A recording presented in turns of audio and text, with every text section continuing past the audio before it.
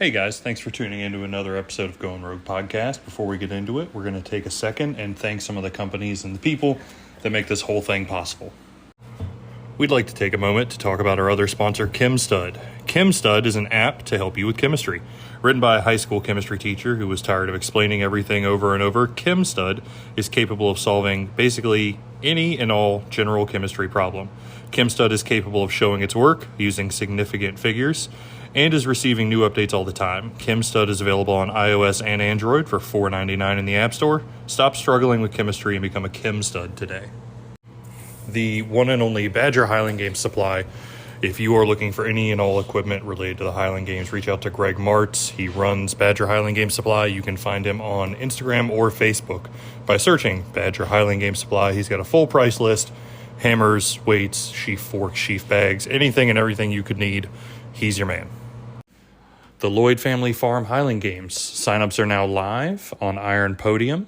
Go to the filter feature and select Highland Games. You should be able to find it. If not, just search Lloyd Family Farm Highland Games on ironpodium.com, coming up in April of 2024. First up, the Barn Gym. If you guys are anywhere near Caroline County, Virginia, or Ruth or Glenn, or feel like making a drive and find yourself somewhere near the 95 Route 1 corridor in the northern part of Central Virginia, stop on by and check out the Barn Gym. It is the only 24-hour strength facility in that area. It has everything you need from Highland Games to strongman to powerlifting to grip sports or just general fitness. You can find them at thebarngymva.com, on Instagram at thebarngymva, a period between every word, or you can email them at ltgthebarngym@gmail.com. That's L as in Lincoln, T as in Tom, G as in George, thebarngym@gmail.com. Check them out. Hey guys, you are about to listen to Matt and I talk to Danny Webster, the head honcho over at Backyard Rebellion. This is the first of hopefully many remote episodes that we're going to try and do to get more interviews out to you guys with people that we may not be able to link up with quite as easily. So there are some growing pains associated with that. Just bear with us. What I'm also going to do is play the audio from the video Danny released explaining it and what kind of started this whole discussion about a new pay system that he's going to be implementing at Celtic Fest Mississippi this year in mid-October. So if you notice some things are a little out of sync, that's just us getting used to this new way of recording things.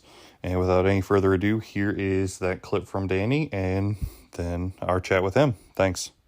Men. At Celtic Fest Mississippi, October 12th, 2024, we will have the inaugural The Open. It will be an open men, an open masters, and an open women. The payouts for each first place will be right at $1,000. I think the actual payout is $900.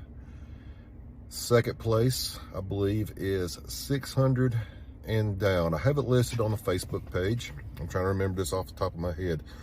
On top of that, each event will have a winner purse of at least $200 at this moment. Based on sponsorships and funding, these amounts could go up. What I'm telling you right now is it will not be less. I've already got the money to support this model. It will go forward. I have spoken to the who's who of athletic directors in North America. All you got to do is enter this game. You're not going to be banned from anybody's game if you want to enter after that. I don't know what else to tell you. I don't want to keep your time. Just trying to give people something to look forward to and train to. Register for the Open. Your registration fees for this is undetermined, but if you are registering for the Open as a paying class, it will be more than the regular classes. And yes, I will still run the traditional amateur classes, lightweight, open men, or amateurs, a masters, and you will receive the traditional swords and medals and stuff that you've come accustomed to at our games. But if you are entering the pay-in game and you're going to be competing for money, your registration will be a little bit higher. I have to pay for extra judges for this because I will have paid field judges on any money event just to make sure fairness and standards are upheld. Also, the more money we collect for registration, once my people and my crew are taken care of, we'll go back into the pot, raising the payout. The cons of this: I will not do pro invites anymore for these select games. I will not give lodging. All of the money that was allocated towards that at the festivals that we decided to do these at will go into funding the Open. My hopes are that this will attract new athletes, raise the competition level, and help evolve the games in the United States into something that we can market a little bit better and get more eyes upon our sport to help it grow. I'm not going to be negative and talk about the things that we have lost over the last year or so. I'm going to be positive and say when some doors close, some doors open. Let's take advantage of it. If it fails, it's on me. This is my idea. But I'm not scared to start a little rebellion. Hope to see y'all there. If anybody has any questions, please reach out and contact me. And yeah. Because I just took a bite of something. So yeah. Oh, How you doing, man? Good. Pretty good. How are you? I can't complain. Can you hear me good? Yeah, I got you. Can you hear us fine? Oh, yeah, perfect. Sweet. Oh, yeah. You are our inaugural remote podcast. So, nice. Yeah, we've done every other one in person, and now that it's winter time, none of us are all in the same places anymore. So, well, at least you ain't going to see my face on this thing. It's a whole lot better. I pulled up a picture of you on my iPad just to stare at it the whole time. We're pretending. Yeah. That'll make you go blind, you know. Yeah. That's what I hear happens. But yeah, we're going to just kind of jump straight into it, man. We figured we'd give a little bit of background about you first and Backyard and all that, and then we'll just kind of get into like a free-form thing about your new idea that's got everybody talking, you know? Great. It's new for me, too. Yeah. Hey, we're professional amateurs for a reason. We picked a very accurate tagline. Yeah, so how long had you been in the Highland Games world, Danny? When did all that start for you? Wow. It was March of 2017. I was working out in the gym here local, and this big guy came up to me and said, "Hey, you ever thought about the Highland Games?" And I was like, "What's that?" And little did I know it was two-time world champion Miles Wetzel who was talking to me. That'll do it. And so I went out there and practiced with him. I'll say practice. I went out and picked up the stuff and moved with it for the first time because I had no track and field background. I grew up in Alabama, so you played football, baseball, and basketball in that order. And that's all you had. So I picked up the stuff, tried to throw it, and at the end of the practice session, I felt like I embarrassed my entire family heritage and lineage, and decided, no, I'm going to get better at this, and I've been showing up ever since. Nice. So I mean, you're still competing as we speak, right? I mean, you did a Masters game this year. I saw you at least one. Oh yeah. I still compete. I still get out there and try to do my best and go for it. And when I'm not running games, and I try to take the summer off to go other places and compete, and then in the fall I'll try to get into a couple games if I'm not running them, and have a good time and still enjoy it. Nice. So you traveled as far as Maine this year, didn't you? I did. I actually got the opportunity to go up to Maine and throw up there, which was a great experience. Got to throw with Will Barron and Kevin Robinson, Mike Baltron, the super freak Scott Farr was throwing lightweight, and they had the lightweights paired with us. And somebody's make everyone look bad. Yeah, like how did they go that far? So it was a really good experience. Awesome. Well, you said like when you're not running games, how many games are you running a year on average right now? Because I feel like every time I look, there's more and more. Yeah, right now, in 2023, I think I was directly responsible for 10 games, and then I either assisted or supplied the equipment for two or three more. Jesus Jeez. Christ, I don't Yeah. know how you do it. That's insane. We put on one last year, and I think we're still tired. It's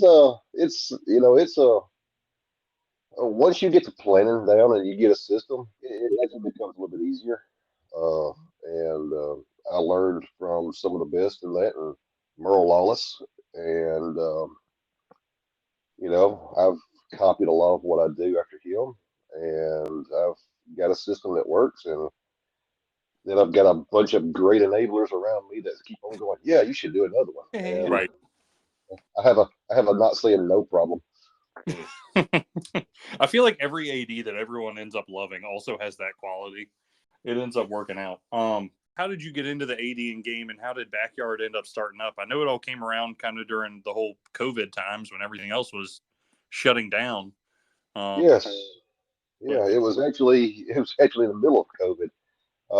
The world had shut down, and I grew up on a farm in Alabama, and I'm sitting out one day frustrated, and I think this was around April or May of 2020.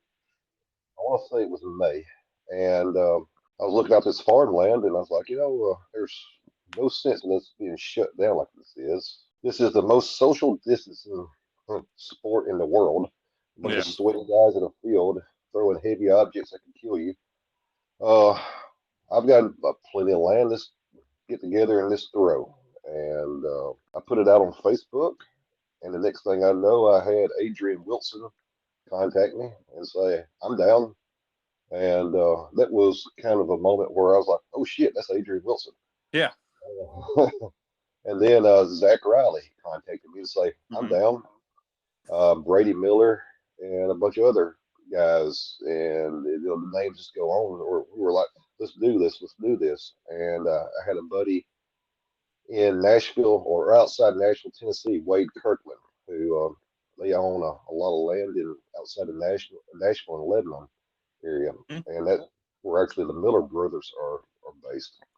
He Yeah, goes, "Hey, we'll do it on my dad's land right here outside Nashville," and that was a great location right there, a major city, major mm-hmm. airport. And before I knew it, I was putting on the largest game in the world in the year of 2020, and we Yeah, raised a lot of money for charity that year. No one was injured or got sick that I yeah. heard of, and had a great time. A lot of world records were set. I think that was Adrian's first game ever as a Masters. Mm. So all of those records fell. Yeah, right. And after that, people started contacting me to run a game here and there, and I just kept on going. That's awesome, man. What do you think? Could you put your finger on any sort of like X factor or something that you're doing differently to where everybody did kind of get drawn in right away? Was it just the timing of everything else was shutting down, or is there something you're doing different that other people aren't doing that's kind of helping draw those people in? Well, in 2020 and the first part of 2021, where I live and everything, we never really shut down. Yeah. Uh, it's just the South. Mm-hmm. Uh, and we were the only game in town. So, of course, I had Yeah. people traveling from all over the country coming to us and doing this. And when I was able to do it over at Wade's place, it was a great location. It was centrally located, and it was for the athletes by athletes. Yeah. Because the first year we did, there were no spectators. It was whoever traveled with them. I had a couple of loyal clans like Clan McLeod, Mm-hmm. uh, Cynthia and Jeff. They were there. I had a couple of food trucks there to feed everybody, and that counted as a vendors. And then we had the Chattanooga Pipe Band, which was a Shriners band, come out and play pipes, and we paid them, and which is totally charitable. Yeah. But I'm not doing anything special. I've learned from some great guys that I've gone. I've actually I don't want to get off topic, but when you travel into other areas of the country and do games, you see how things are done just a little bit different, Hmm. Hmm. and they're not under the same umbrella. When you're not under the same umbrella all the time, you see a little bit of differences, and you're like, oh, okay, well, I like that better than that. I'm not saying that person's doing it wrong; they're just doing it different. But you got to take what you like, and as an athlete, and then try to incorporate over and bring it over to your game and improve it because you know times change, people change, but you got to keep the same traditions, but you can tweak things every now and then and make it a little bit better. Yeah. No, hey, and trust me, don't worry about getting off topic either. We can talk about anything and everything. I know we've got a couple of things that we want to get to, but Mhm. yeah, don't be afraid to ramble. It's all we do. It's all this is. Um, I like it. But yeah, we can move on to the big ticket item that everybody wants to talk about right now, which is that this pay and game, the open class that you're going to be The bringing to open. Missouri. Um, where did that kind of start up at? This is something that I've been since I became an AD and listening to the pros because I've listened to pros from Larry Satchwell to Kerry Overfelt, Zach Riley, Spencer, um, Aaron George, listening to their podcasts, and Brady and Brent Miller, just talking to them and seeing how the invite system goes and the pro system and how this was that, and then listening to all the politics that's been involved in it for years. Yep. And I will never be a pro or know that because that's just not my thing.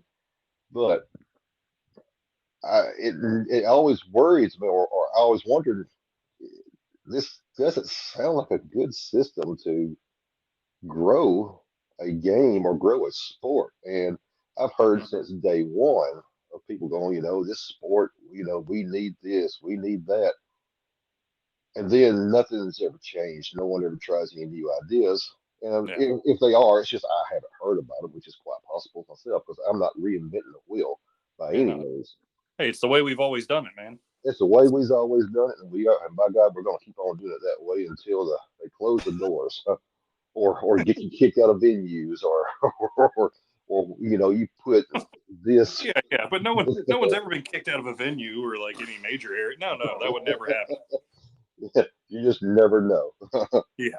Uh, but and then I started thinking, I've heard of all these guys, all the Americans who would go over to Scotland for games week and make a killing Hmm. because, or they make a lot of money because they would go over there and go to games and rack up and Yeah. over the years. Ryan Vieira, he would do it. Larry Brock, I think he did it a few times, and even recently, good throwers and pros go over to Scotland during games week and they find games they go to, they make their money and come back. Yeah. Yeah, I feel like you used And, to hear a lot more about it like pre-COVID, and I hope it comes back because it seemed well, like absolutely. everyone would get to this stage in their career where if they thought they were good enough, like that became a bucket list thing. Buffet. You'd get two or three guys together and you'd hop on a cheap flight and try to get over there and just go run up money for a week, you Yeah, know? and I saw the Andy Vincent videos when he went over there, and that's like a lot of throwers. After I got into it, I watched all of his videos when he was doing all his video logs and Mm-hmm. that. I always thought that was pretty cool. Um, but I saw how they do it over there, and it's whoever shows up. Yeah. You win an event, you get paid. I know Adrienne Wilson went over there and competed with the men. I think she won money, and she had to throw Yeah. 56. Yeah. So, uh, and that always intrigued me, and I started thinking, what I don't like about the Scottish model is, it's just the people who sign up for the Open, and that's it. You may have 15 competitors throughout the day. Mm-hmm. What I do like about the Open is anybody can step on. If you're a track and field star, you've never seen the Highland Games before, but you can probably throw a stone pretty far because it's kind of like a shot put. Yeah. You can step on the field, win an event, and maybe throw some implements for the first time ever and go, hey, if I practice this a little bit, I might be pretty good at it. And now Yeah. get picked I for might be the able to come lab. back next year and win 3 events instead of just one. And then, yeah. Exactly. And, a strong man they may not be able to do some of the events, and I've never seen a strong man get on the field and throw a hammer very well the first time. But by God, you give them a weight over bar, they're going to let it fly. One second. I want to clarify. When you said that strongman hasn't stepped on the field, Jeremy just gave me a bad look. In my first games, I threw 82 and 109. Yeah. We So all know. What are your PRs right now? You shut up, Matt. You shut your mouth. All right. That's a pretty good first day on the field. Yeah, Thank you. Yeah, how much have they gone up, Matt? My heavy hammer's gone up more than 10 feet in 2 years. Shut up. You're actually a track and field guy. So is my light. You're actually a track and field guy, which is cheating. Okay. Well, let me clarify. A strong man with no track and field experience. Yeah. I'm kind of most of the time they look like they got a very small lasso. Right. Yeah. Yeah, no, it's pretty funny because hearing you say that is exactly what we released a little teaser episode before this, just talking through what our thoughts were on it. And like, it's exactly one of the things we said is a huge upside to this is all those people hanging out on the fringe who have never had a reason to step into the Highland Games. If you're offering them $200, if they can come in and win an event, that's a pretty good reason to try it, and potentially get. And let me clarify those numbers. $200 is the minimum. That's what I can fund right now. If I can get more sponsors and more money pumped into this, I'm bumping that up. Yeah. So, if I can get more athletes, and you get some of these big time CrossFit and strongman, power lifters, track and field athletes, former football, baseball, basketball players, whatever, who wants to come in and try this sport. And now they've got a little bit of motivation to do it, and they don't have this over their head. Well, if you get to a certain level, you better be able to be real good politicians, because if you don't, you're not going to get invited to any more games. And to me, that whole system was, I guess I can say bullshit, right? Yeah, you can say whatever you want. Okay. Matt's the only one here risking invites. You and I are safe, man. Yeah. Well, that whole thing is bullshit, because that's a self-serving system to keep people and discourage people from getting to your level because they're afraid they're going to come and take your money, in my opinion. Right. Yeah. Yeah, it doesn't actually help everyone. No, it doesn't. No. And so I just finally, 2 years ago at the Backyard Rebellion 3, I got the AD of Shag, Scott Medlin. I had Merle. I had the president of the Florida Foundation at the time. I had Chad Clark. And I had Ted Van Vleck and a few other ADs. Carrie Overfelt. I'm trying to name everybody that was there. Mandy Hart, she runs a game and is involved in other. And we basically at that point decided, hey, anybody if a pro wants to compete at one of our games, we're not going to tell them no. So we may not pay them, but if they want to come out and throw and get numbers, you can come throw. We're not going to ban you, because every pro that I ever talked to was like, "Look, I just want to throw. I don't want a sword." Right. Yeah. And I get it, but they were it's always been the impression. Well, once I turn pro, I can't throw unless someone invites me. Yeah. Yeah. So I know that's a whole lot of rambling to get to the point where I just say I saw a problem, and we're going to try to fix it. No, that was going to be all of my questions right there. Was like, all right, as a pro, if I go and do this game, one, are you still going to put in scores? And two, would you still put them into the pro bracket if you're updating a system?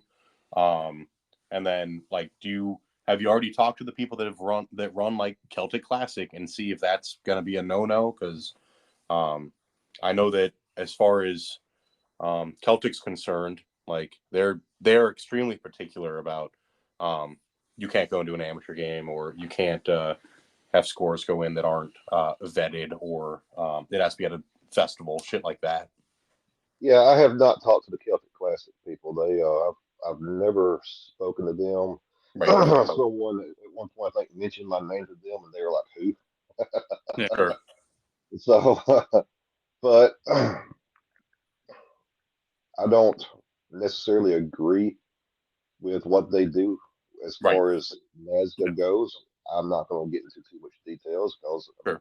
the way they want to run their game, that's their business. Sure. I don't see where it's beneficial to say, well, that game doesn't count because your payout was $50 less, or that pro does not. We don't consider that person a pro, so you only had three people there. We're not going to count that. And Right. X, Yeah. Y, and Z reasons. But that's my personal opinion. It Right. doesn't Yeah. mean I'm right. No, It's a shit show. it is. Yeah, That's my. Did that guy pick up a 56-pound weight and throw it out of this 9-foot box, Right. 38 plus feet? Cool. Mm-hmm. You know, but Exactly. no, we gotta complicate it. Yeah, it's overcomplicated, but I can see where maybe 30 or 40 years ago it needed to be that way because of illegitimate numbers. And Mm-hmm. but Oh yeah. now with the invent of cameras everywhere Yeah. and social media and everything being posted, if there's a big throw somewhere, it's on video somewhere. Yeah. Everything is vetted Yeah. anymore. Some asshole there's run a podcast, and they're gonna talk. Yeah. Yeah. And let's face it, most world records that we've watched right now that for distances were downhill. So let's just go ahead and accept that. Right. Yeah. Hey, my hammer PR is downhill. I'll claim that all day. Right. Well, I go to Chatham Sweet Corn every year so I can throw off of that. Right. That's a great deal. Oh, yeah. I don't know. We could do a whole nother episode about, and Matt and I have done them on what makes sense and makes absolutely no sense about why we do what we do. But Mhm. we're here to talk about why we're doing what you're doing. Have you had anybody like you've got this massive audience of dozens of people right now, Danny? Are there any like concerns that you keep getting over and over again that people are sending you that you want to like talk about with this? Has there been like a repeat question people are asking, like how is this going to work, or is it going to affect that you kind of Well, one of the main things. Well, my original plan, what I had funded was everybody was going to throw in the open. It was just one class, Yeah. men, women, masters. If you were a man, you're just going to throw the 56. If you was a woman, you're just going to throw a 28. And the way that was going to work was, and this was a big question before, I had donors step up and offer up the money. And, Celtic Fest, it's going to have three classes, but the norm going forward with my model is everybody throws in the open.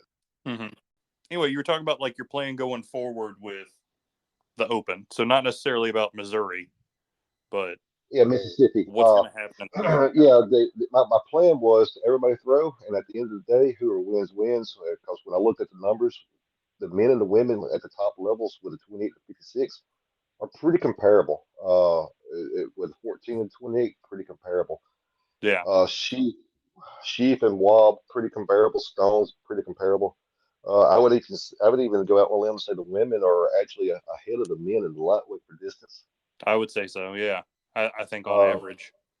On average. However, the men are way ahead of the women on the hammer, so it evens out. Yeah, if you have enough athletes doing enough things, it's all going to come out in the wash. So exactly. And you know what? If they don't agree to the system, then they just don't have to sign up for it. Or step your game up and get out there and get better. Yes, exactly. Yeah. Either quit pitching or work harder. Pick one. Yeah. This is what this for. This jumpstart the competitiveness a little bit. This put something out there to make people want to get a little competitive because competition is good. Oh yeah. You don't have to be a dick about anything. It can be a friendly competition, but you put money out there. There's going to be a little bit of more tension in the air. Yeah. I'm excited. I felt it a little bit just reading about it, and I was like, oh, that'd be a lot of fun.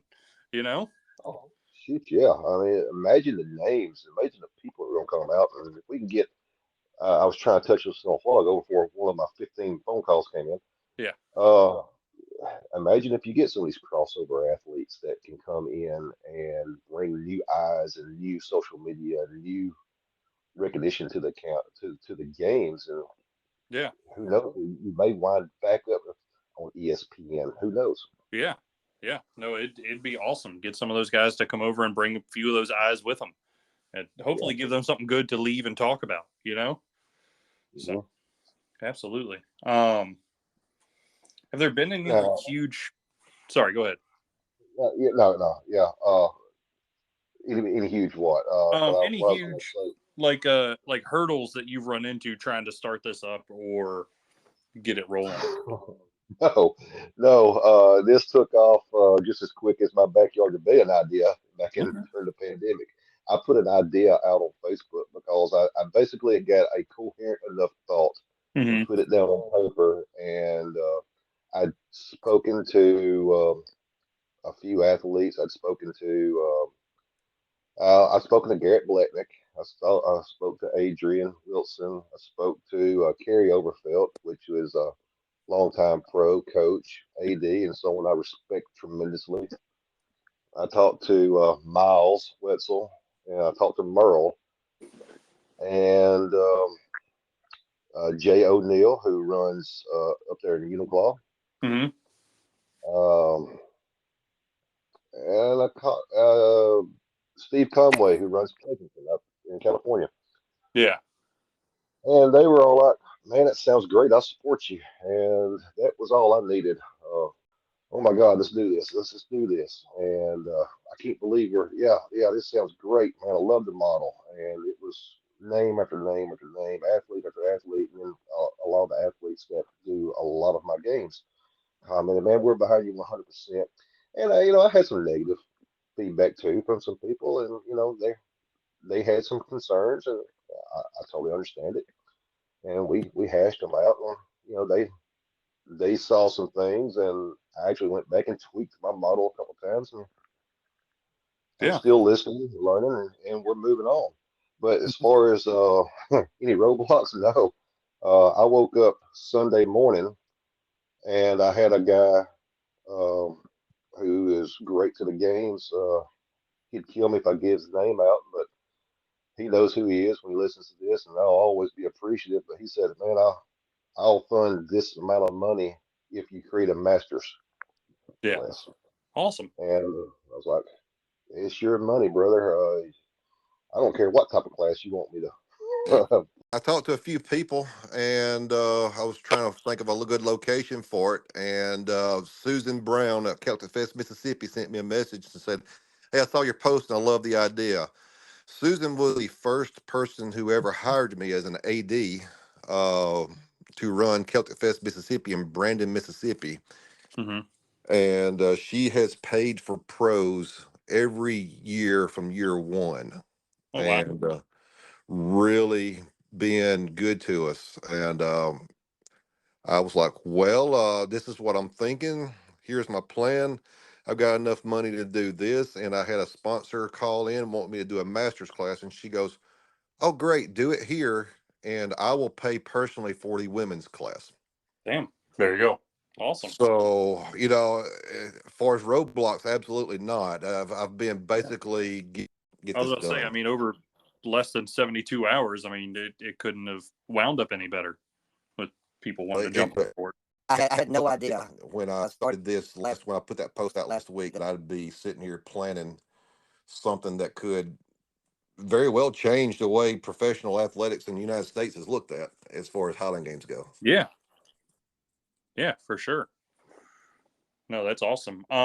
Well, my next question is going to be, what are the biggest rewards have been? But I feel like we've touched on them throughout. You're driving up competition. You're maybe getting other people into it. And that's all awesome across the board. Is there anything else that you're hoping to get out of it besides those things?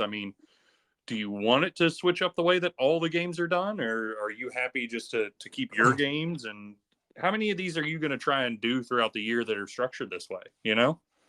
My ultimate goal is to run around 3 of these a year starting in 2025. Okay. I want to do one in March, one in June, and one in October. And of course, those months can vary, but I think that would be a pretty good.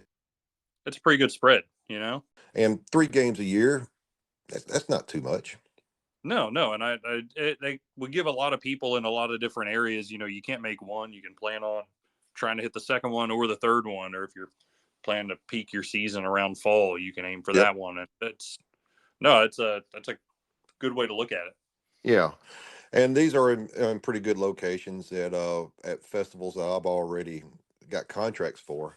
Uh, and it's just going to be working out the kinks with the festival itself and getting it done. Celtic Fest Mississippi, it's just green light, green light. Yeah. No, it's when you've got a venue that'll work with you easily like that, it makes it a lot simpler. What's We'll do that. what's the date on that one? October 14th, I think. October isn't it? 12th and 13th. It's Saturday, 12th. October 12th, well, the men the payout game is Uh-huh. the opens.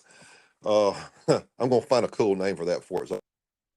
But it's on Saturday, October 12th, and then the normal classes that I would normally have because it's a 2-day festival will be on Sunday, Yeah. October 13th. Matt's already sitting here map questing it all for us. Yeah. So we can figure out how long of a drive it is. Yep. It's right outside Jackson, Mississippi. It's I think within 6 or 7 miles from Jackson International. Yeah. It's only like 14 for me, so I'll be there. We're road trip guys. We're not plane guys. There you go. I don't get on. Yeah, this all doesn't fit well in a plane. Yeah. Oh yeah, I know. I'm 280 myself. Yeah. As the heaviest pro athlete at 380. It's a little tough. Yeah. Well, cool. I think I have 2 more things to touch on before I'm kind of wrapped up, and then the floor is yours if you want it. But is there anything in particular that you would change in this sport if you could, like overnight? I mean, you're other working, than what you're doing. Yeah, you're working to do a bunch of it, which is way more than 95% of these people are doing who are just bitching about it.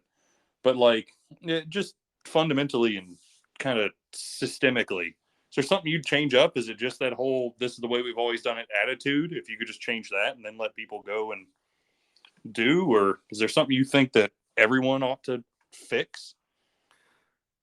No, cause I like individualism. I've always, even though I'm doing this, I've always heard the argument too that, we need a absolute governing body, and I will never support that. No. And The solution is never more government. the solution to your problem is never more government. And just for simple facts of, I don't want this to turn into powerlifting. Yeah. Yeah. And I'm not knocking powerlifting; it's a great sport and everything, but I hate the federations. Mm-hmm. It's not cost productive, and in my opinion, and it there's too much arguments about it. So I like traditional means of it, and but as athletic directors and festivals, more people need to step up and help your athletic directors and support your festivals. And I'm hoping this will bring a little bit more cash flow into the festivals itself by driving up a little bit more attendance. Yeah. So we will soon find out. Yeah. Hey, come mid-October, we'll know. Yeah. But changing the games itself, no. I think we need to be a little more flexible sometimes with adding some more listening to the athletes.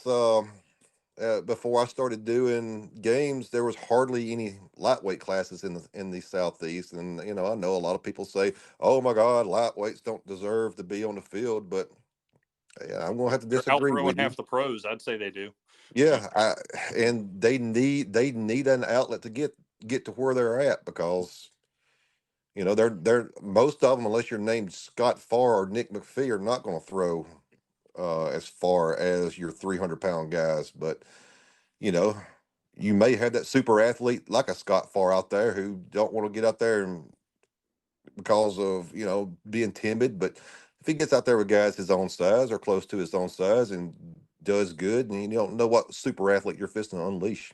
Yeah, absolutely. You don't know until they're there. That's right. I would say, I think you've touched on a bunch of times. I think having a heavy emphasis on your athletes is something that a lot of the good ADs are doing well, and a lot of these ADs that people tend to not gravitate to year after year, it's probably one of the things that they're letting go by the wayside. You've got, I don't know. I'm not going to get on a soapbox. I'll save that for another episode where it's just me. But I like that you're keeping that in mind. I have not enjoyed going to games where it's an AD that hasn't thrown before and they don't take a lot of the athlete stuff into consideration. It doesn't make people want to show up, you know? Absolutely. I've been to those games myself, and that's Yeah. why I try to not. Yeah, I probably won't go back. And the only thing I can say about that is to the athletes is what irritates me is you always see people go to a game and they're like on social media or to,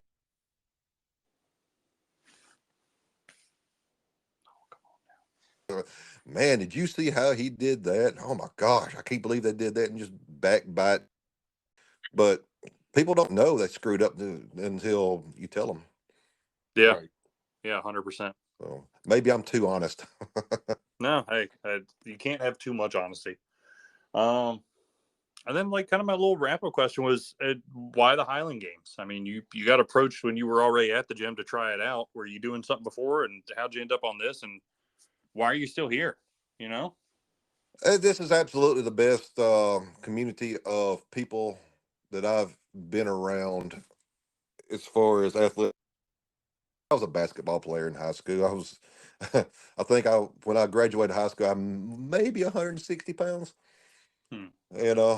So, and then, you go, life happens and you start working, and I got into the Highland Games and I really found my tribe. No matter where I go, you're on the field, you're competing with people, whether it's for money or not. They're rooting for you.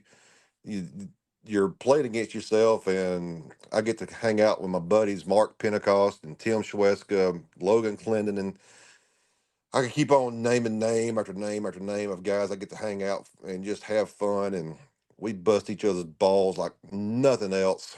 Hmm. Uh, yeah, people will follow us around the field when we're competing just to hear what we're going to say next. Yeah. And it's really, really good. And being in law enforcement for 24 years, it's my sanity. Yeah. You Yeah. Hey, know, retire, man. Good Lord. just as soon as I can, I will. I got two kids in college and one in high school. Oh, So, Lord. Yeah. and I don't know if y'all noticed or not, Highland Games does not really pay the bills. Oh, no, it does not. But I hear We've there's a caught smooth on to thing that. coming. Yeah. Yeah. The person who wins the money, cause like if you go and sweep all 8 events, you're going home with $2,600, and Yeah. that's the minimum. If I get more money, it's going to bump that up. Right. So Which, I mean, the they'll be payout. making a whole lot more money than I will be to run it. Yeah. Yeah. But No, that's awesome. too, I want to, if you don't mind, I want to go on a little bit about the format of the game. Yeah. No, go for it, man. The floor is yours. We've exhausted my list of things. We're out So of questions. Great, have, great. I'm sorry if I'm rambling or whatever. no. My ADD kicks in, and I got to keep myself focused. Yeah. Tell me about it. Why I had a list. I got note cards in front of me right now. I wish it was on video. Yeah. The format of the game is there is no cap. If 30 people register for the men's open, 30 people register for the Masters Open, and 30 people will register for the women's open, we're going to have 90 people on the field to begin with. Oh yeah. I mean, I will have 3 trigs. I will have 3 stones and 3 heavyweights, and each group will throw the first 2 events. And after the first 2 events, the top whatever number we deem necessary to go forward for the rest of the day will go, and then the rest are eliminated. okay. Yeah. Isn't that how there's like a class at, what is it? Stone Grandfather Mountain. or yeah. Grandfather Mountain does a similar thing, Yeah. and Yeah. I took that from that. Yeah. No, I like it. And now the person who gets eliminated will have the option to come back and throw the next day if they want to. But that's the risk you take for signing up for a competitive game to make money. Yeah. Which events did you say were in the qualifier?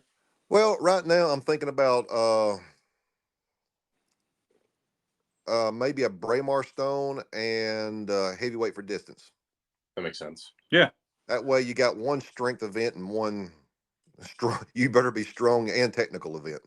Yeah. Right. Yeah. No, that's a good way to kind of average it as best you can. For Yeah. sure. That could I change that to be something else? I thought about No, doing no. weight of. Someone I who's good thought at about. stone and heavyweight. Keep it as that, Danny. Please leave it. I'd originally thought about doing wob and heavyweight, but I was like, oh my god, if I had 35 people trying to do wob, it would take forever. Yeah. You know what? That's also fine. Do wob and heavyweight. I'm good with that. Yeah. Don't whatever you do, just don't make it lightweight. Wob and heavyweight sounds real good to me. And it's one of those things where if we do it one way one game and it doesn't work, I am 100% flexible, and I will modify and we will try new things till we get it right. Yeah, no, 100%. So that's what I'll ask everybody who tries this first game. I'm going to do my best. And now for our judges, I've got Kerry Overfelt, Larry Satchwell, Merle Lawless, Steve Conway, Dave Summers, and Jason Tisdale right now is going to, and Jason and Dave is going to be my field judges, marking the distances off. But that's Legends. It's going to be their judging. Yes. Yeah. And No, that's fantastic. We're going to try our best to get it right, but we are flexible in the end. But whatever rules we have set for game day, that's the way it's going to be for that first one. Yeah. So after that, everybody will finish throwing. After the elimination with the heavyweight, we will go straight into the lightweight. And after the lightweight's done, I will split everybody up. One group will go to heights, one group will go to hammers, and one group will go to caber. That way we can hopefully get done still by 5 p.m. Yeah. Makes sense. No, I like it. And there will be a payout for every event if I get more money and more donors. And what I'm trying to do is sell sponsorships for the event itself, like WOB, brought to you by insert company or sponsor. Oh, yeah. I Right. wrote that up for our sponsorship spiel for our game in April. Yeah, Yep. I always like that. I think everyone gets a big kick if they can sponsor Caber, and it's Caber brought to you by such and such. That's right. Yeah.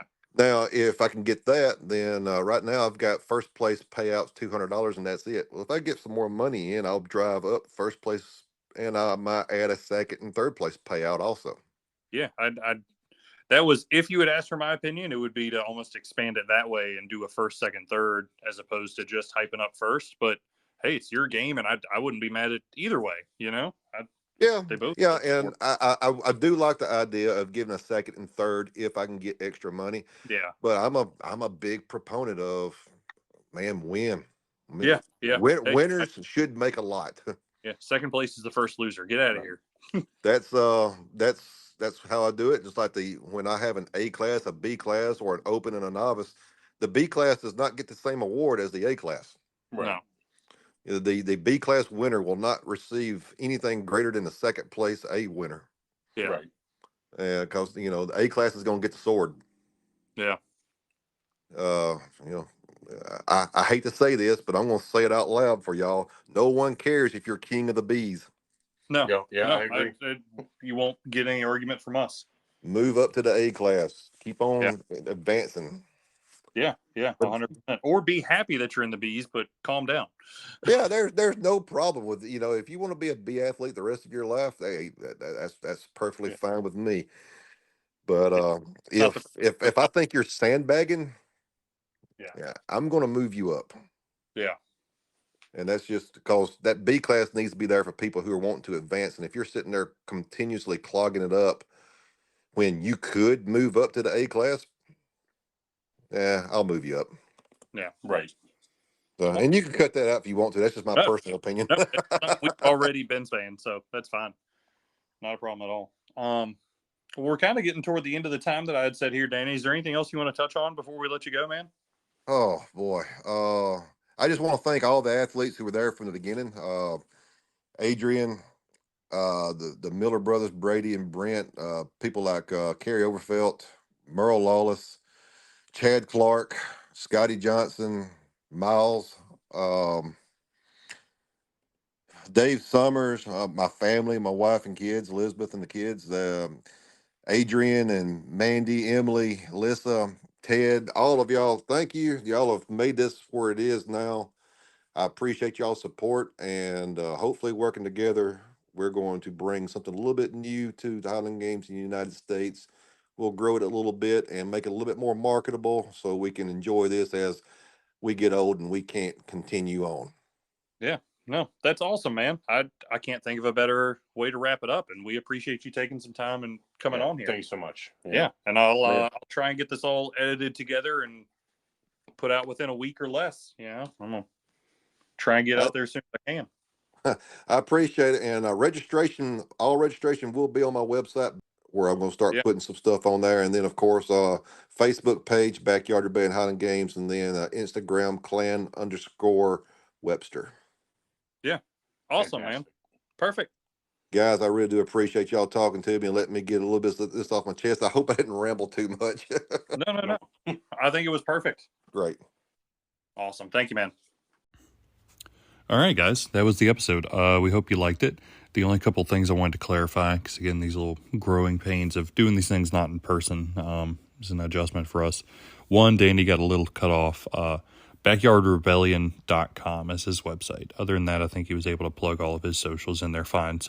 But if you're trying to sign up for those games or get any more info, BackyardRebellion.com, go straight there, Google it, or we do have a link set up in our link tree on the Instagram bio for the podcast. The only other thing that we wanted to touch on was after we wrapped up, Danny shot me a text of an answer he wanted to give that we weren't able to get to. So I'm going to read the text directly from him just so there's no miscommunication. So what Danny said was, the question was, will I enter scores? Yes. I will enter the pro numbers if you are a quote-unquote pro into that category in NASGA. I anticipate there will be enough there to make it official. If they don't like it, they can go in and discount it themselves. I kind of doubt that happens. With the group of legendary ADs I've assembled to quote-unquote bless the game and judge, I will enter everyone else in the appropriate specific groups. So, that's Danny's explanation of how the scores will actually get entered into your individual categories in NASGA. So hopefully that helps clarify some things and we were able to answer some of the questions y'all might have. Again, feel free to reach out to us, reach out to Danny at any of the things he's mentioned. We are here to help, and we hope that was cool for you guys. We certainly enjoyed doing it.